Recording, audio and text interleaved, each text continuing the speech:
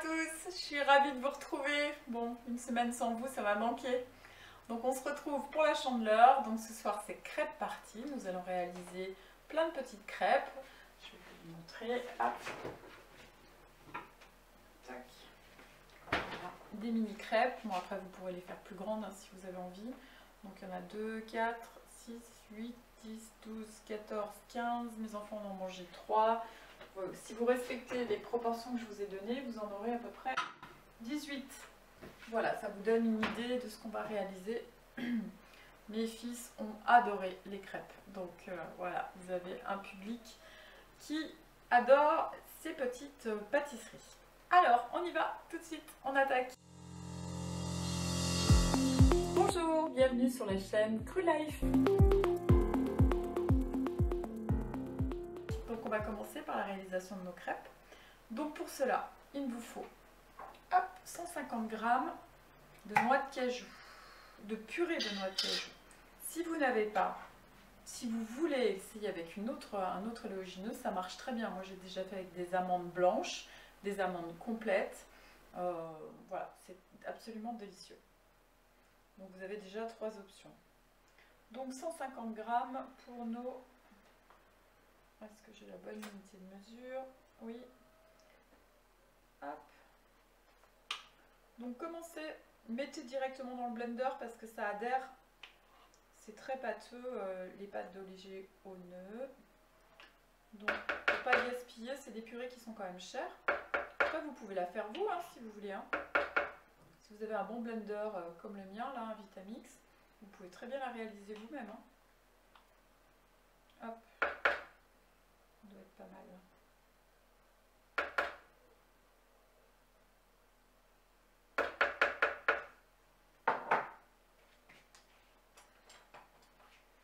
Allez, ça c'est fait. Je mets un peu plus. Donc, une fois que vous avez mis votre purée, on va réaliser... Personne ne l'a fait en live, je crois, ce soir. Donc, vous avez réalisé au préalable une petite gelée d'agar-agar que je vais vous montrer. Pour la réaliser, c'est très simple. Vous mettez 1 ml d'eau et 4 g de agar-agar. Vous mettez sur le feu, vous faites bouillir à feu doux pendant 2 minutes. Donc, c'est vraiment très simple. Et une fois que ça a bouilli 2 minutes, vous mettez dehors pour que ça refroidisse plus vite au frigo. Et très vite, vous allez obtenir ça.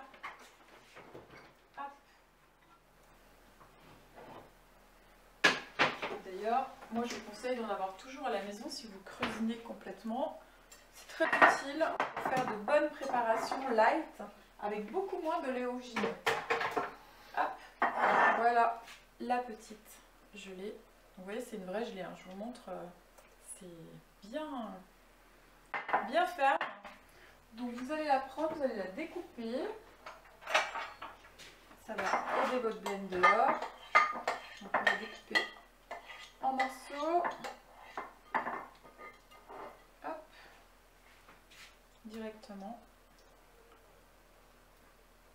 Tac. J'adore ça, moi, les recettes avec l'agar-agar, parce que ça amène une texture extraordinaire, sans les calories, parce que effectivement c'est le seul produit que je fais cuire quand je fais bouillir l'eau avec l'agar-agar, mais ça vous permet d'alléger considérablement vos recettes. Donc sur un plan, c'est pour les gens qui font attention au poids, c'est intéressant, mais c'est surtout pour la santé, parce que les oléagineux c'est très gras, et le foie a un peu de mal. Alors ensuite, vous allez mettre entre 4 et 5 cuillères à soupe d'un sucrant de votre choix. Moi, j'aime bien l'agave, le sirop d'agave. Donc, allez. On va en mettre 4. Vous pouvez mettre bien sûr du sirop d'érable. Et pourquoi pas du miel. Si vous voulez des crêpes mielées, ça peut être absolument délicieux. Hop. Voilà.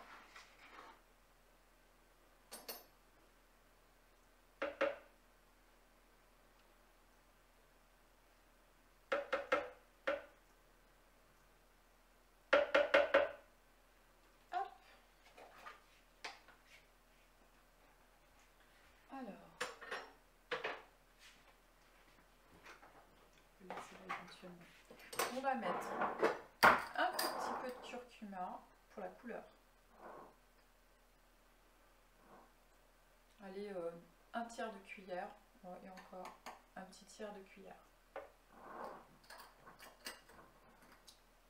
Ensuite, un ingrédient magique que vous trouverez en magasin bio, c'est du sel de Kalanamak. Donc c'est du sel noir d'Himalaya en poudre qui donne un goût d'œuf vraiment sympa. Très étonnant. Alors là, vous en mettez très peu, hein. C'est vraiment... vous voyez, moi j'y vais avec le dos de la cuillère, pour être sûr de ne pas trop en mettre. Juste un peu. On ne veut pas qu'elles soient salées, nos crêpes. Hein. Hop. Ensuite, vous allez mettre de la vanille. Voilà. Je vais la garder dans le coin. Elle peut servir. De la fleur d'oranger. Donc si c'est de la fleur d'oranger liquide, vous en mettez 2 cuillères à soupe à peu près. Moi c'est de l'extrait. Donc, hop, je l'ai perdu. Il est là. Vous en mettez une cuillère à café. Oh, c'est fou comme ça s'enlève. C'est incroyable ce produit. Et alors, moi j'ai choisi des écorces de mandarine que ma meilleure amie m'a faites. Donc c'est sentimental, je les adore. Vous pouvez mettre des écorces d'orange fraîches, hein, si vous le désirez, que vous découpez, ou des écorces de citron. Moi ce sera mandarine.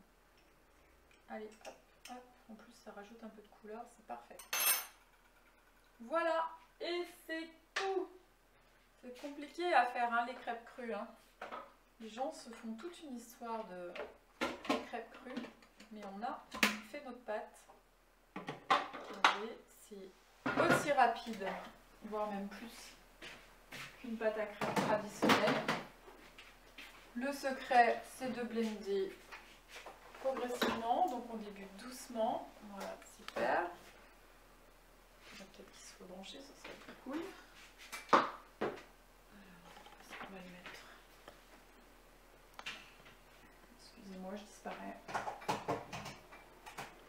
Hop, allez, on y va. Donc on démarre doucement.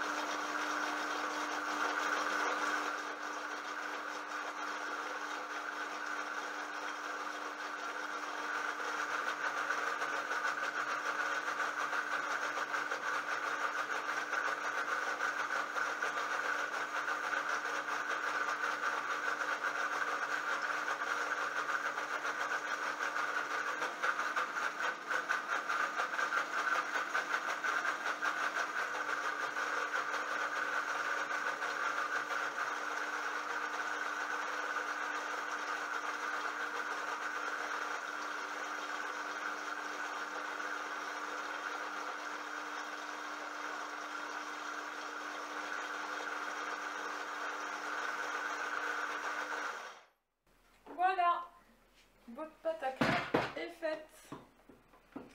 Alors c'est comme les... Ah, si c'est pas assez mixé, ça fait comme les grumeaux avec la farine. Hop, donc là, c'est parti. On remet un petit peu.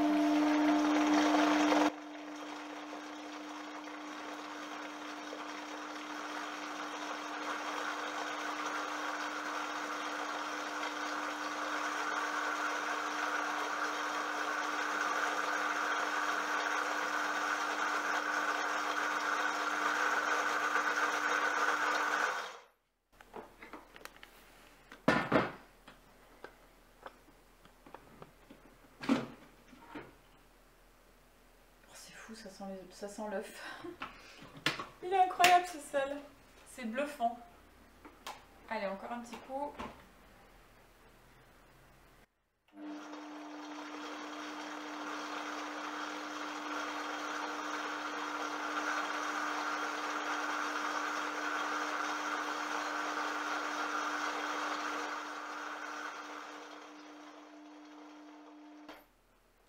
Cette fois, c'est ok. Très belle, elle est bien ferme. Vous pouvez rajouter une cuillère à soupe d'eau si vous la trouvez trop ferme. Moi, je l'aime bien un peu ferme. Je préfère, et puis comme ça, on déshydrate moins longtemps. Hop.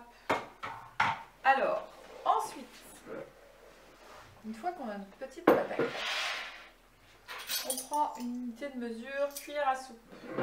On a donc notre grille de déshydrateur et la feuille T-Flex. On fait une petite portion avec la cuillère et on forme. Là, elle est bien ferme. Hop, mais je l'aime bien comme ça.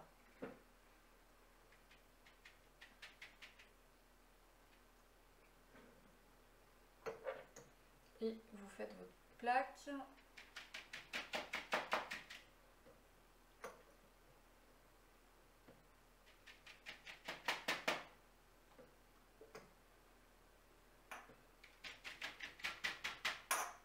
Je ferai la dernière ligne après. Colonne.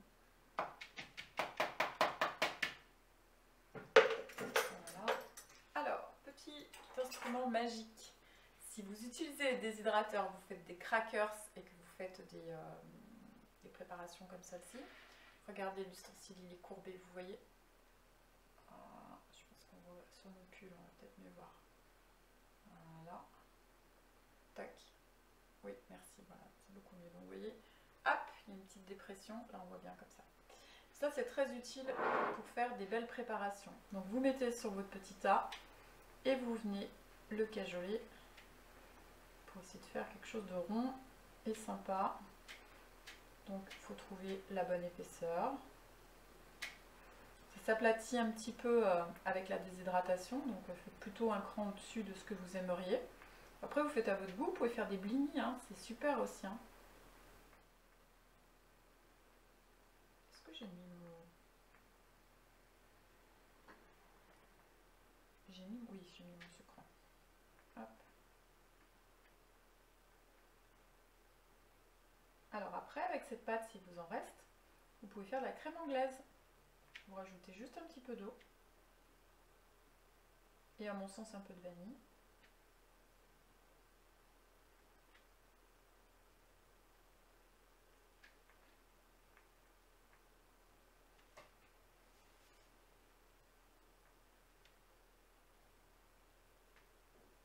Je ne suis pas très douée ce soir pour les faire bien rondes. Hop. Un peu de fatigue, ça se connaît. La semaine dernière a été très dense. Je vous ai abandonné, mais pas pour rien. Du coup, je suis un peu fatiguée.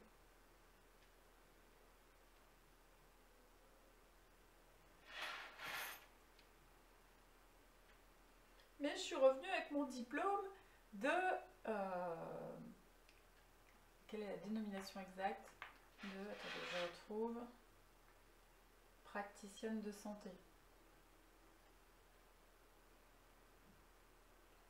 Attribué par Irène Grosjean. Hop, c'était très très intéressant.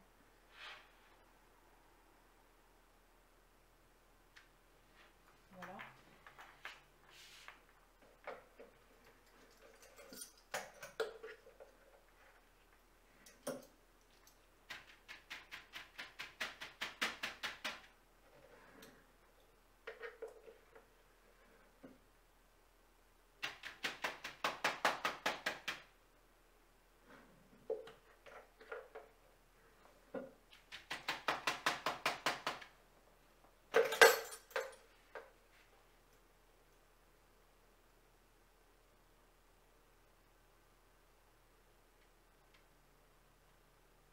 Ouais, je suis pas super douée ce soir, hein, j'avoue. Hop.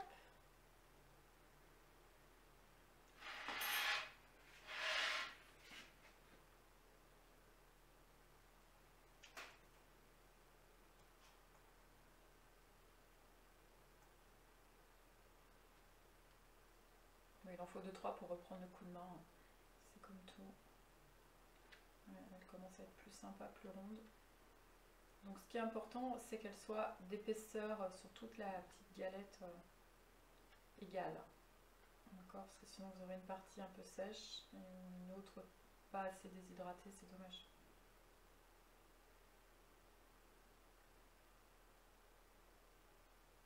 Voilà. Tac. Donc on va pas s'éterniser là-dessus. Vous avez bien compris le principe. Je vais les mettre à déshydrater tout à l'heure. Et voilà, en attendant, il faut que je mette ma petite pâte. Sinon, ça va prendre trop de temps si je vous fais tout ça. Alors, est-ce que j'ai ma boîte magique? Non, j'ai pas ma boîte magique. Non, on va la mettre là-dedans et on va filmer. Alors. Une question sur le temps de déshydratation. Ah, très intéressante question. Alors, je vais être très sincère. Ça va dépendre de la qualité de votre déshydrateur. Dans l'absolu, entre 8 et 12 heures, en fonction de l'épaisseur de votre crêpe. Dans les faits, moi j'ai un déshydrateur dont je ne suis absolument pas satisfaite. Et ça a été beaucoup plus long que ça. Donc vraiment, la qualité de vos produits va vraiment vous changer votre vie. Souvent, je dis n'hésitez pas à investir parce que sinon vous allez perdre tellement de temps. Et puis après, c'est comme pour les déshydrateurs, s'il faut en acheter 3 pour en avoir un bon, ça commence à vite être cher. Hein. Donc voilà, quelquefois, il vaut mieux attendre. C'est pour ça que j'attaque seulement maintenant les recettes au déshydrateur. Jusque-là, on en a très peu. Parce que voilà, c'est pas un investissement de base. Hein. À la base, c'est blender, la moesse. Voilà.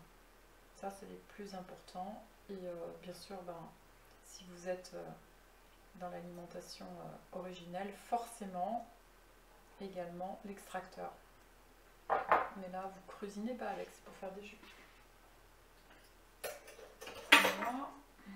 Et autre question? Oui. C'est juste dépendant de l'épaisseur, c'est pas dépendant de la taille. Alors, je suis pas sûre de bien comprendre la question. Alors, attends, je vais relire. Ouais, ça, si tu fais qu'une grosse crêpe. Oui. Ah oui, et ben peu importe. De toute façon, la déshydratation se fait à l'œil. Donc moi, ce que je dis toujours, quand vous allez vous coucher, vous mettez votre déshydrateur pendant 8 heures. Quand vous vous levez, vous regardez à quoi elle ressemble. On n'a pas besoin de les tourner. Et d'ailleurs, il ne faut pas parce que sinon, elles vont s'assécher. D'accord? Donc, vous les laissez tout le temps sur la même face pour qu'elles soient bien moelleuses. Je vous montrerai comme elles sont moelleuses. C'est exactement cette recette hein, que j'ai fait. Celle que j'ai préparée avant. J'ai utilisé un autre léogineux parce que je voulais essayer avec de la pâte d'amande complète. Je l'avais jamais fait. J'avais fait de la pâte d'amande blanche. Et c'est tout aussi bon. Ça met une petite nuance en fait. Je pense que ça dépend de la sensibilité de chacun. On a tous nos fruits à coque préférés. Donc faites comme vous aimez.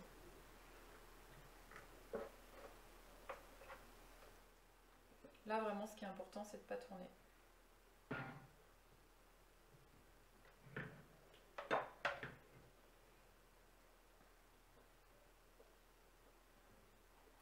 C'est bon, j'ai bien répondu à la question, c'était bien ce qu'on a compris. Ouais, merci. Ah, super. Une question moins sympa par contre. Oui. Savoir si tu connais du cidre cru parce que tu dis que tu es fatigué, mais en fait ils se disent que tu as fêté ton diplôme. Hey très juste. Alors on peut faire au kombucha ou au kéfir, ça peut être sympa. Mais bon, c'est pas une alimentation physiologique, hein, parce que ça fermente, donc il y a effectivement de l'alcool. Mais oui, tout est possible. Venez à Annecy, on fête ça quand vous voulez. Voire même, on fera peut-être un petit extra encore. Quitte à faire un extra, autant en faire un bon. Hein. On boira le champagne. Ce sera plus sympa. Hop. Bon après, moi les jus fermentés, j'adore ça. Il va falloir qu'on fasse un atelier sur les lactofermentations. Ça, je vais vous apprendre plein de choses. Ça va mettre un bazar monstre dans ma cuisine, mais je pense que ça va vous plaire. C'est tellement important pour votre santé, c'est tellement bon. Vous pouvez faire des choses tellement bonnes en lactofermentation. Voilà. Je suis désolée, je perds un peu de temps. Mais vu que j'aime pas jeter, quand vous avez des préparations comme ça, vous les filmez bien, vous les laissez même pas au frigo. Même si c'est au frigo, hein, c'est important que ce soit pas à l'air. Hop. Alors.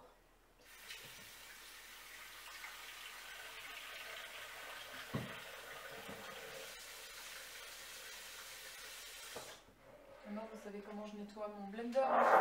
Hop. Donc, vous mettez de l'eau, un peu de produit à vaisselle en position nettoyage. Si vous n'avez pas de position nettoyage, vous mettez un peu fort.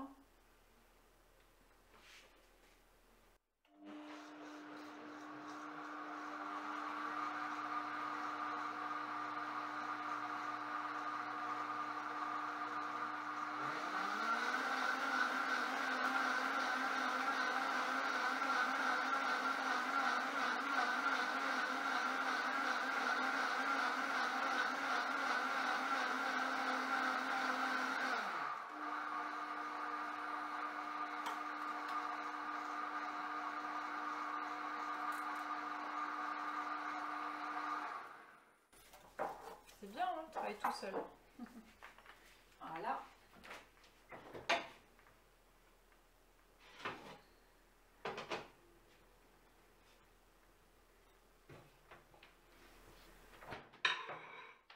Les crêpes, c'est fait. Hop. Vous préparez la veille pour le lendemain, c'est bien.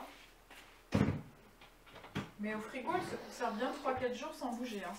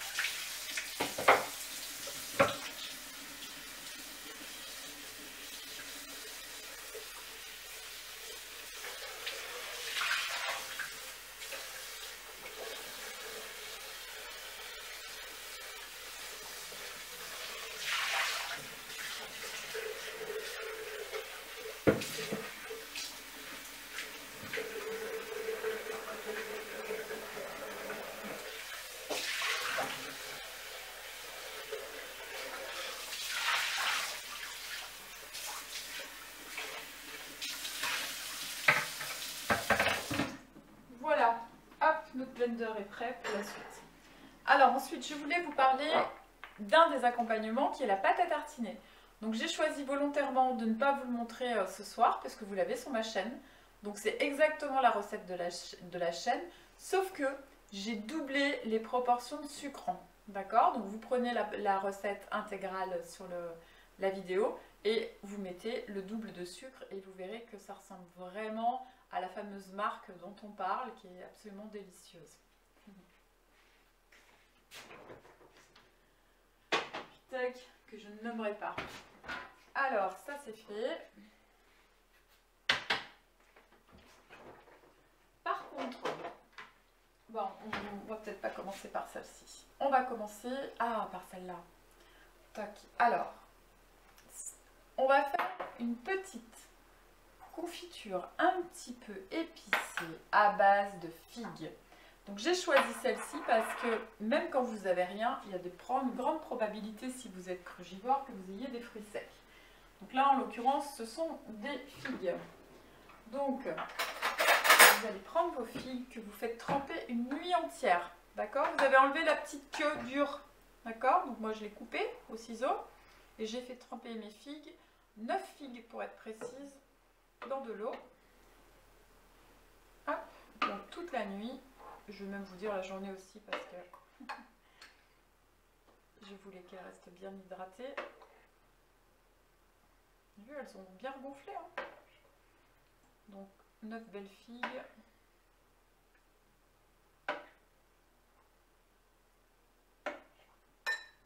Ça, j'adore. Moi, je me fais des purées de fruits comme ça. C'est un délice.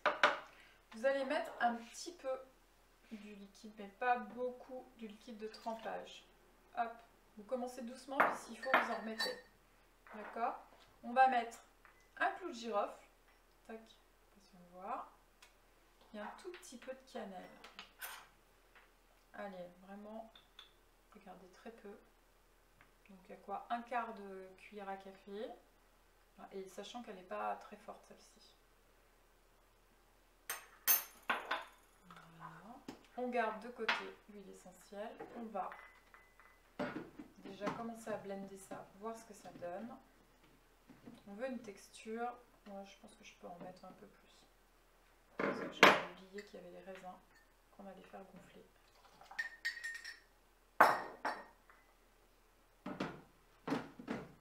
Donc là, j'ai mis à peu près un verre. Donc c'est juste de l'eau et le sucre des figues. Hein. Allez, on blende. Donc là, on va y aller bien parce qu'on a le clou de girofle. Il faut pas qu'on ait de morceaux.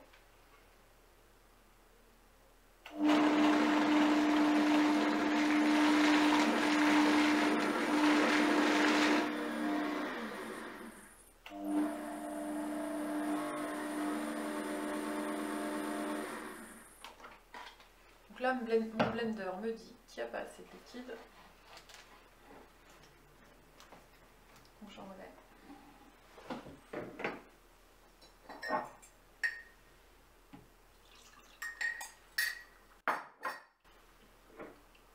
Un demi-verre.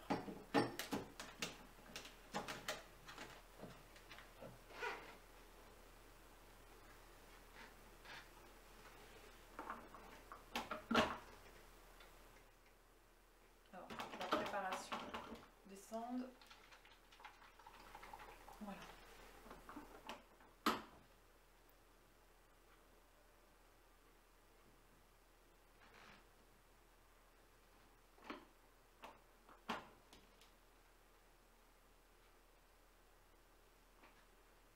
Bon, je vais mettre mes lunettes, ce sera mieux que sur mes cheveux, ce sera mieux sur mes yeux. Alors, qu'est-ce qu'il me dit? Pourquoi il ne veut pas démarrer?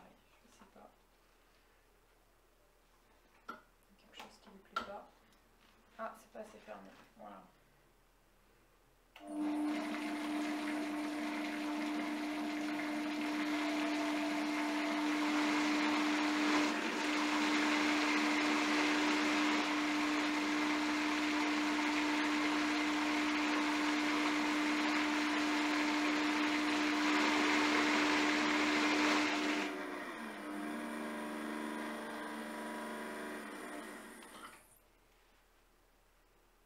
Alors, je regarde, ouais, ça a l'air bien là. Pour la forme, mais...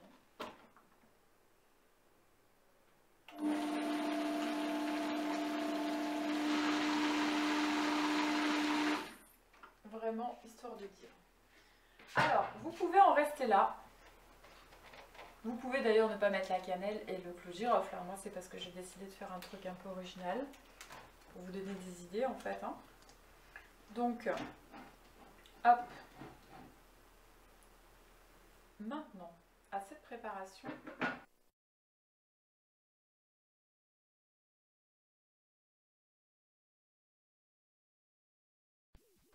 L'huile essentielle d'orange. 5 secondes s'il te plaît. Voilà. Allez, une goutte. Voilà. Tac. La petite goutte, ça refait descendre la préparation, c'est rigolo. Alors, on remet un petit coup de blender. Toujours pour mélanger à la fin pour pas que les lames du blender altèrent les propriétés de l'huile essentielle d'orange qui sont apaisantes.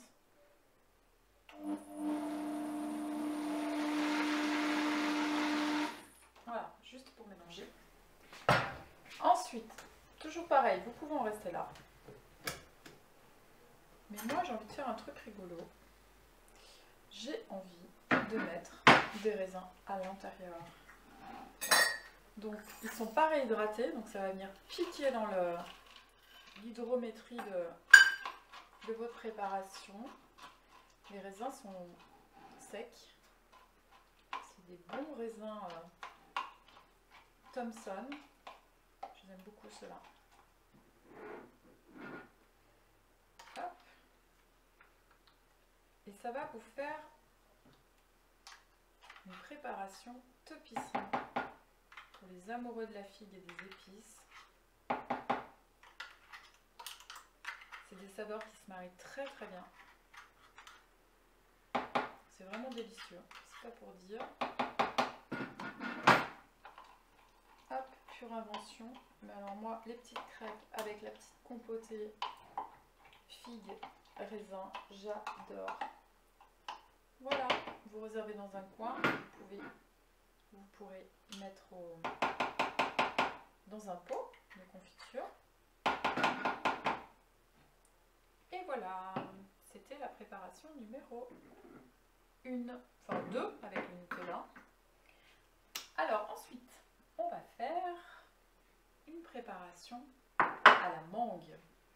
Donc ce sont des mangues que j'ai congelées lors d'un départ en week-end. Il me restait des mangues. Je ne voulais pas les perdre, bien sûr. Donc voilà, c'était des mangues fraîches et maintenant elles sont semi-décongelées d'ailleurs. Et elles sont bien mûres. C'est un mélange de mangues comme celle-ci et comme celle-là. D'accord? Donc ça, la mangue traditionnelle. Et ça, c'est la mangue plus sauvage, qui a un petit goût un petit peu plus épicé. Donc, ça, c'est fait. On va mettre dedans un petit peu de vanille. Toc. Donc, vous pouvez faire que mangue, hein, si vous désirez. Hein. C'est très bien. Vous faites une bonne purée de mangue. En plus, c'est bien ferme. C'est idéal pour tartiner. Mais moi, je vais vous donner des idées aujourd'hui. Donc, j'essaye de mettre des trucs un peu plus originaux que je connais et qui matchent très bien. Donc là, on va commencer par faire la purée de mangue.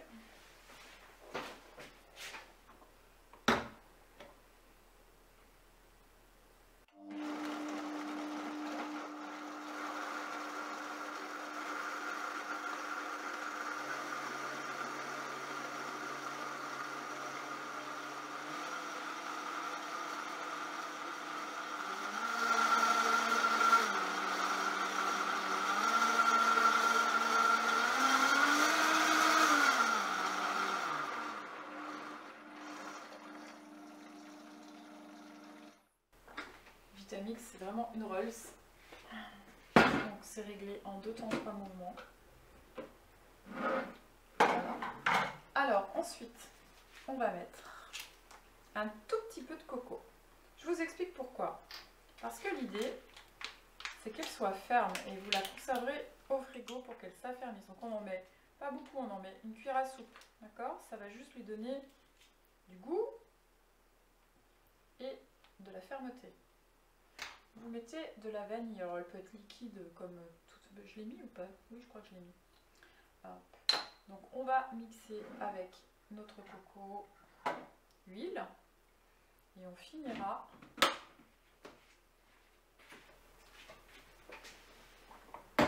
donc juste un petit coup pour mélanger. Hein.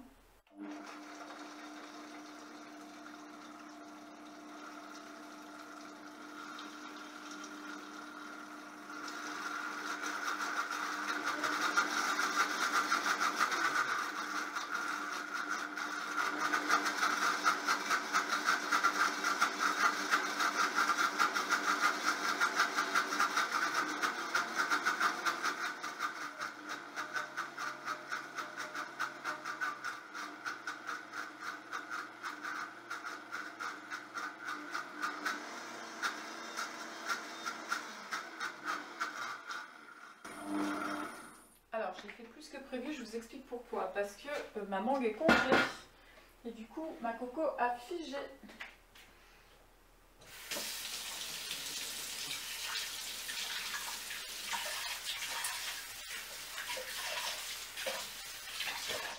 Donc c'est pas grave en soi, mais si on veut pas que ça fasse des trucs bizarres, il faut que ça décongèle l'histoire. Donc on va être obligé là de remettre un coup parce que j'ai des petites paillettes d'huile de coco. Donc quand ça va décongeler, ça va pas être sympa. Ça va faire des petites boules de graisse là.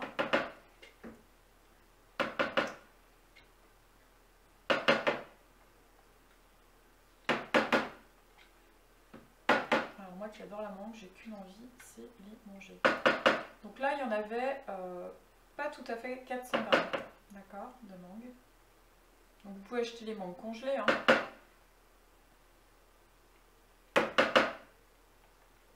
Vous n'êtes pas obligé de les congeler vous-même. Moi là c'est juste parce que ça s'est trouvé comme ça quoi.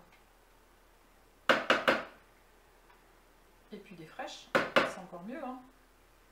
C'est encore plus vivant. Hop, alors ça on va le mettre là. On va remettre un coup.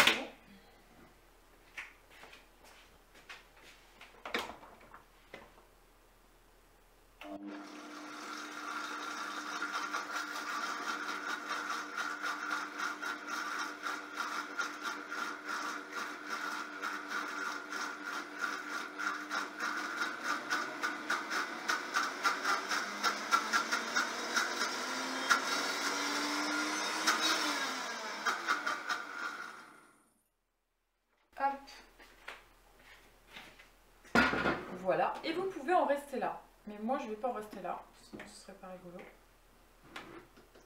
Moi je vais ajouter dans le pot de confiture de la coco râpée.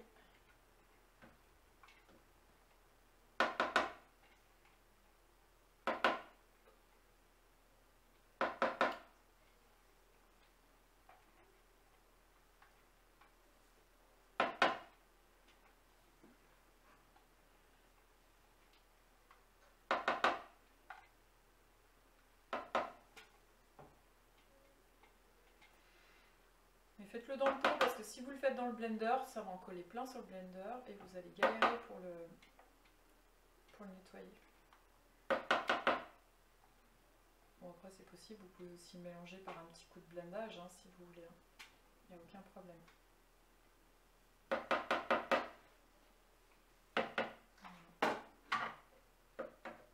Donc est-ce que j'ai un pot dans le coin?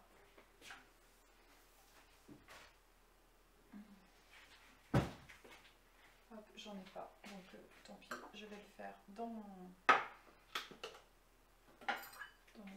bol de blender. Donc on va prendre une demi-cup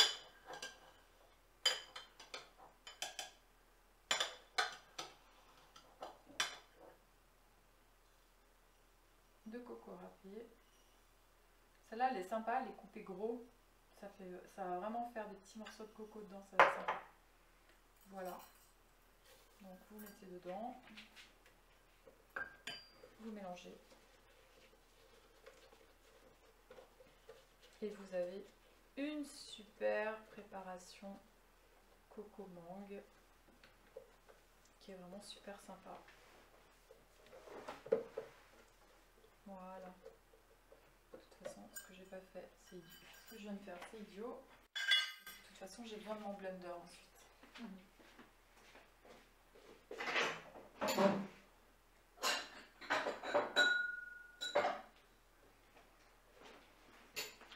Bon, vu que j'utilise pas de conserve, j'ai pas de conserve, mais j'ai des petits pots comme ça, on va faire avec.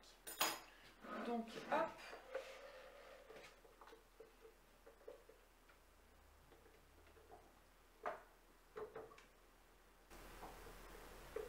Non, ça va. Nickel, ça accroche pas.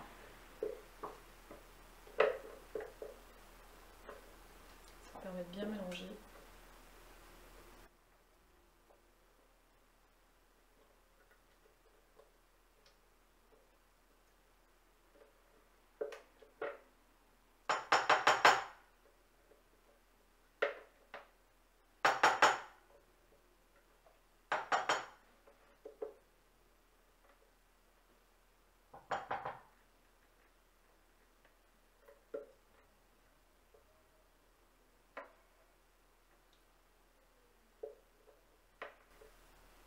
Voilà, c'est parti.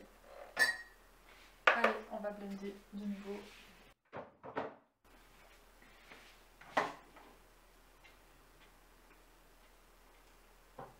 Moi je trouve ça vraiment sympa hein, comme préparation, c'est très frais, c'est original et franchement... Alors après vous pouvez faire plein d'autres choses, hein. Vous pouvez faire des crèmes au citron, j'ai failli vous faire les crèmes au citron. Puis je me suis dit que la mangue ce serait plus léger. Crème au citron c'est top hein. Vous pouvez regarder sur ma chaîne sur la recette tarte au citron. Vous avez une petite recette, vous utilisez que celle de la crème. Hop. Super sympa. Voilà. Voilà. Et vous n'avez plus qu'à déguster. C'est parti. Donc mon conseil, c'est vous prenez vos crêpes. Bon, vous, elles seront peut-être pas au frigo, mais tout dépend comment vous vous organisez. Et vous les remettez au déshydrateur pour les faire chauffer, qu'elles soient tièdes, c'est beaucoup plus sympa. Et puis c'est parti avec tous vos petites préparations dessus. Alors, vous allez véritablement vous régaler. Voilà, je vous remercie de votre attention. Je vous dis à la semaine prochaine pour une recette salée dont je vous fais la surprise. Et passez une bonne Chandeleur!